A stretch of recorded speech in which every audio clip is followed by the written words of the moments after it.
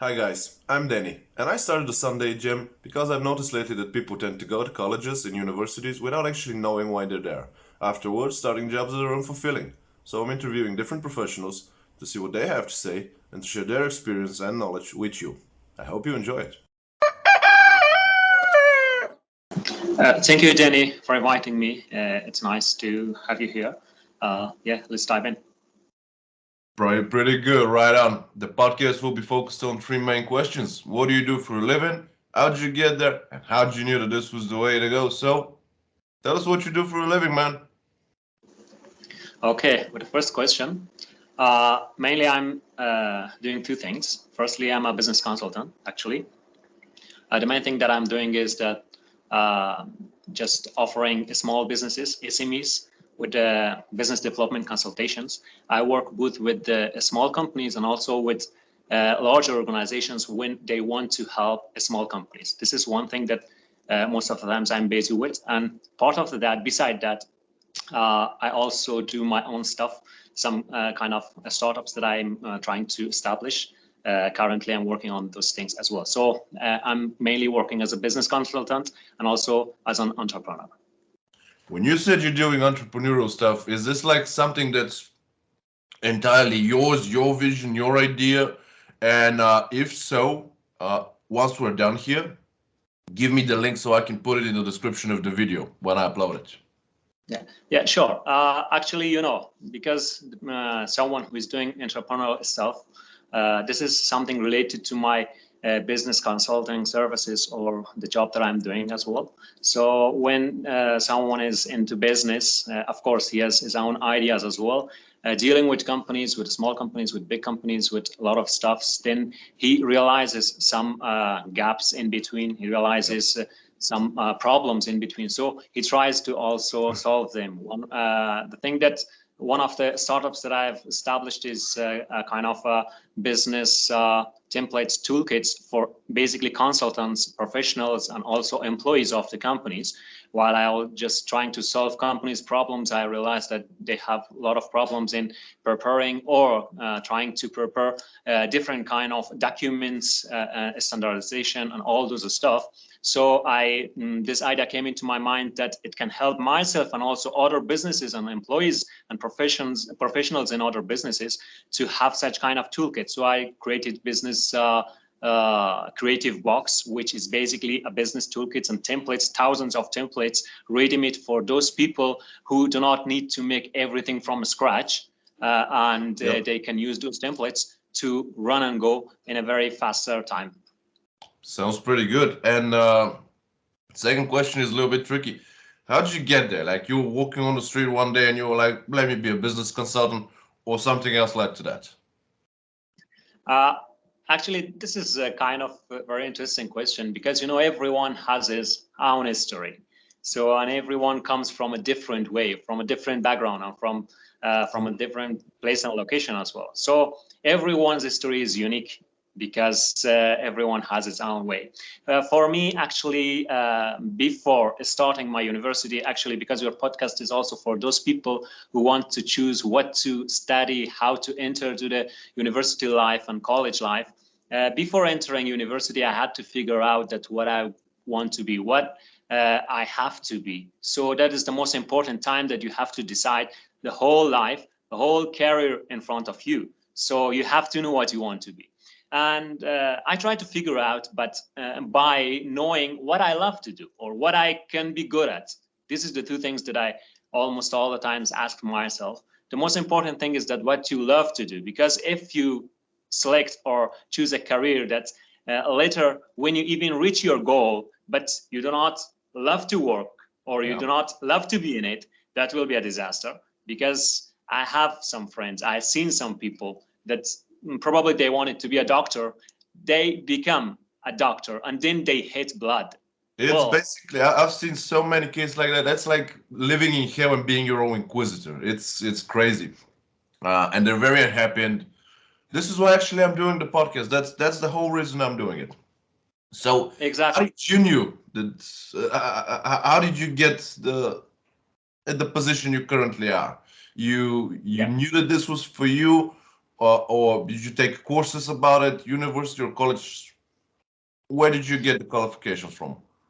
I try to put myself into the environment that I thought that I love it by practicing it, by going out for it, by seeing people doing it, and by actually experiencing some of the even small things that I see that if I'm good at it or if I love it, these two things were very important for me. And I realized that I'm not bad at it, but I love it.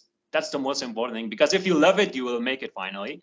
The two things that I loved, or I was kind of good at them, one was the technological stuff and computer science, which I wanted to study, or business. So I wanted to decide between which two of these I have to go and study.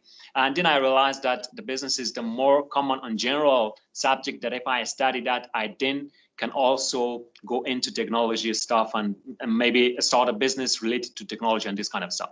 So back to your question, that how I got into what I chose, or this career, was the field that I told you, that I realized that I like it, and I went to the college to study, the university, to business administration.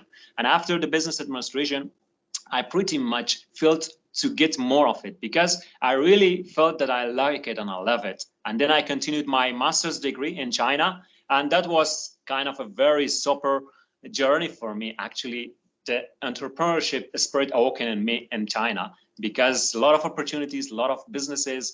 Yeah. I found great mentors there for the business, met a lot of business people, and then I just imagined that, wow, I'm loving what I'm doing. That's why when I work, for example, more than 10, 15 hours in a day, I don't feel that I work. Yep. That's the best thing that I have. And that's the best feeling that I have, because I figured out before coming in that if I love this thing that I'm doing or no. And I loved it. And I'm pretty happy for that, because I'm going the way that I like it. Elon Musk once said, I'm, of course, it's not a quote, I'm just paraphrasing, of course, that the best thing one to do is basically to find something that combo between being good at and enjoying it, and to work about 80 hours a day, like 12 hours, 12 hours a day, 80 hours a week, um, the first couple of years, because you will be loving it, but you'll be getting pretty good at it at the same time. So Exactly. I like the fact that you actually went through this role and that you're a living and breathing example about this. And the third question is also a little bit tricky. How did you knew that this was the way to go? And again, as I mentioned, the reason I'm asking is because people, I'm pretty sure you've seen this, that they have like this gut feeling, but they just don't want to follow it because of, well, reasons. And later on, it's a little bit regretting. So, and you're definitely not regretting the path you're walking. So, how did you know that this was the way to go? Were you influenced by someone? Did you have this gut feeling within you? Uh, what happened? I think there are not one factor that makes you know, or I kind of know how I made this way. Because when you just decide and make a goal for yourself, you go toward it, and then step by step you realize that if it's the right way that I'm going into it or not. After sometimes you reevaluate and you put things on the table and you go above and see if this is the right thing or not. Step by step, you know that if it is the right way for you or not.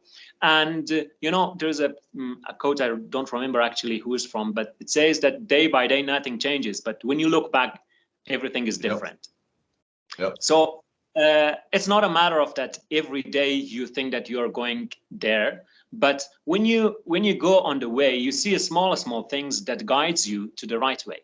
Where I came, how did I come or arrive here? It was not overnight.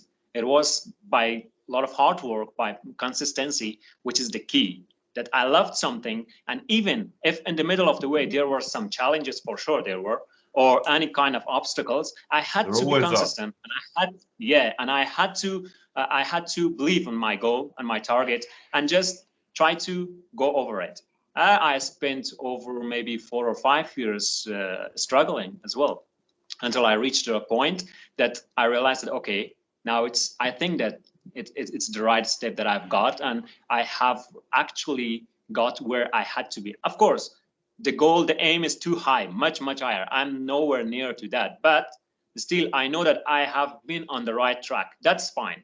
It's not always the question that if I reach the goal, the ultimate goal. Because if you think that you are on the right track, if it's your gut feelings that tells you that you're on the right track, or if it is there other factors that telling you that you're on the right track, still that's fine until you're on the right track.